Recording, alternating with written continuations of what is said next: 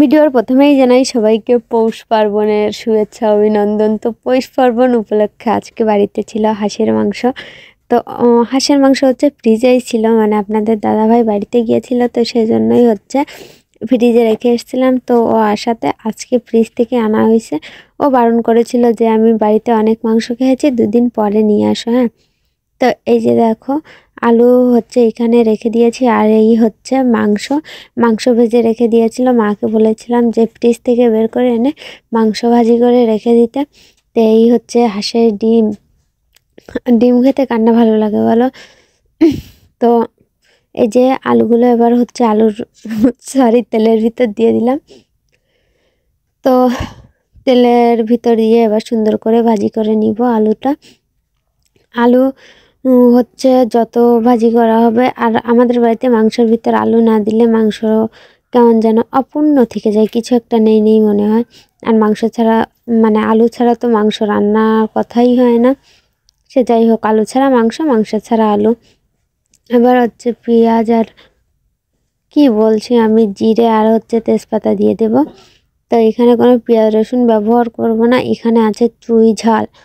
খুলনার মানুষ হয়ে চুই ঝাল খাবো না সেটা তো হতে পারে না। এই হচ্ছে খুলনার সেই বিখ্যাত চুই ঝাল। হ্যাঁ, তো ভিডিওর ভয়েসটা অফ করে দিয়ে আমি পরে আবার হচ্ছে ভয়েস দিচ্ছি, কারণ আশেপাশে অনেক লোক ছিল তো এজন্য।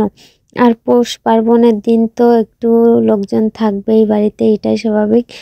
এবার দিয়ে দিলাম ওর ভিতর জিরা বাটা, মানে গোটা জিরেও দিয়েছি, আবার জিরা বাটাও দিয়ে দিয়েছি। আর একটুখানি ঝাল হচ্ছে রেখে দিয়েছিলাম পরে দেওয়ার জন্য, শুকনো ঝাল। আর শিলপাটায় বাটা যে কোনো মশলার স্বাদই কিন্তু অন্যরকম হয়, সেটা বলে তো শেষ হবে না। তো এখানে হচ্ছে মশলায় তেল কম হয়ে গেছিলো, আমি কমই দিয়েছিলাম কারণ মাংসে অনেক তেল ছিল। তো পরে যেয়ে হচ্ছে মাংস থেকে একটুখানি তেল ওতে দিয়ে দিয়েছি। আর এই যে লবণ দিয়ে দিলাম আমার পরিমাণ মতো, মানে যেটুকু লবণ লাগবে। মাকে ডাক দিলাম, মাকে বললাম তুমি কালকে ভাজার সময় কতটা লবণ দিয়েছিলে বলে দিয়ে যাও।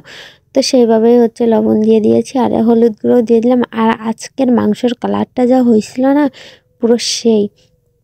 দেখো তেল গামলা থেকে একেবারে টপ টপ টপ টপ করে পড়তেই আছে, দেখতে পাচ্ছ তো? হ্যাঁ, এবার হচ্ছে মাংসটা মশলার সাথে সুন্দর করে মাখিয়ে নেব।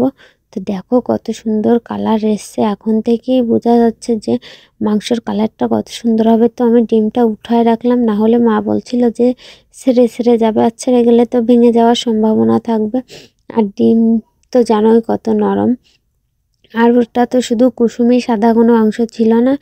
তো এবার হচ্ছে এই যে পুরো ঝালটুকু দিয়ে দেবো, মানে দুই রকম কালার মিশ্রণ হয়ে সুন্দর একটা কালার চলে আসবে মাংসতে। হ্যাঁ, আবার অনেকে আছে মাংসে চিনি ব্যবহার করে, তো আমি কিন্তু এই চিনি টিনি দেয় না। মাংস কি আমি কোনো রান্নায় চিনি পছন্দ করি না, দেই না।